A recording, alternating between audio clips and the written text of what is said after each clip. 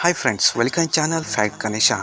तो दोस्तों, पुराणों में संस्मरण है कि एक बार माँ पार्वती ने बड़ी उत्सुकता से बाबा विश्वनाथ यानी कि महादेव से यह प्रश्न किया कि ऐसा क्यों होता है कि आप अजर अमर है और मुझे हर जन्म के बाद नए स्वरूप में आकर फिर से वर्षों की कठोर तपस्या के बाद आपको प्राप्त करना होता है।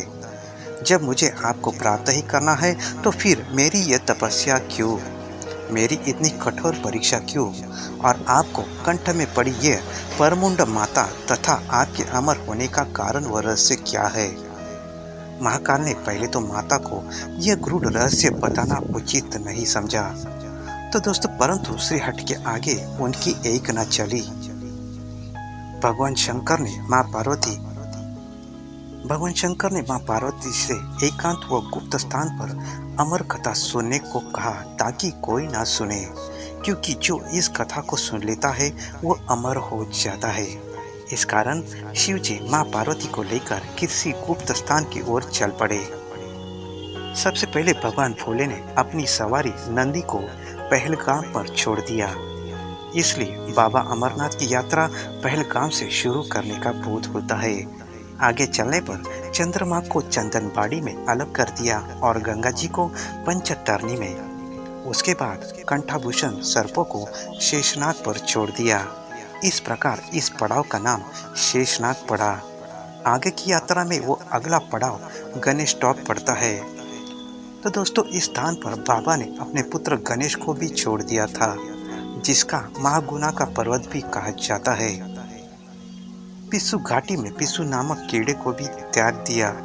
इस प्रकार महादेव ने अपने पीछे जीवनदायिनी पांचों तत्वों को भी अपने से अलग कर दिया। इसके साथ माँ पार्वती के संग एक गुप्त गुफा में प्रवेश कर गए।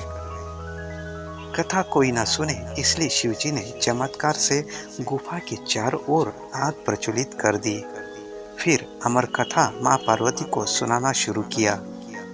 तो दोस्तों, कथा सुनते ही देवी माँ पार्वती को नींद आ गई और दोस्तों भगवान शिव कथा सुनाते रहे। इस समय दो सफेद कबूतर कथा सुन रहे थे और बीच बीच में गू गू की आवाज निकाल रहे थे। शिवजी को लग रहा था कि माँ पार्वती कथा सुनकर हुंकार भर रही है। इस तरह दोनों कबूतर ने अमर होने की पूरी कथा सुन ली। तो दोस्तों, कथा समाप्त होने पर शिवजी का ध्यान पार्वती की ओर गया। शिवजी ने सोचा कि पार्वती तो सो रही है, तो कौन हमारी सारी बात सुन रहा था, यानी कि कथा सुन रहा था। तो दोस्तों, तब महादेव की दृष्टि कबूतर पर पड़ी तो क्रोधित हो गए और इन्हें मारने के लिए तत्पर हुए। इस पर कबूतरों ने शिवजी से कहा कि हे प्रभु, हमने आपसे अमर कथा सुन ली है। यदि आप हमें मार देंगे तो अमर होने की ये कथा झूठी हो जाएगी। इस पर शिवजी ने कबूतरों को जीवित छोड़ दिया और उन्हें आशीर्वाद दिया कि तुम सदैव इस स्थान पर शिव पार्वती के प्रतीक चिन्ह के रूप में निवास करोगे। तो दोस्तों, अतः यह कबूतर का जोड़ा अजर अमर हो गया। माना जाता है कि आज भी इन कबूतरों का दर्शन भक्तों का प्राप्त होता है। इस तरह से यह गुफा अमर कथा की साक्षी हो गई और इसका नाम अमरनाथ गुफा पड़ा। जी हाँ दोस्तों, यहाँ गुफा के अंदर भगवान शंकर बर्फ के निर्मित शिवलिंग के रूप में विराजमान है। पवित्र गुफा में माँ पार्वती के अलावा गणेश की सभी अलग से बर्फ से निर्मित प्रतिरूपों के भी दर्शन किए जा सकते हैं।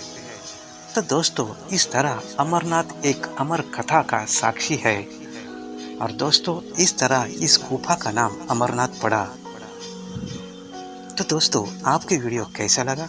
अच्छा लगा तो लाइक, शेयर और कमेंट ज़रूर कीजिएगा और कमेंट बॉक्स में ओम नमः शिवाय अवश्य लिखिएगा। धन्यवाद।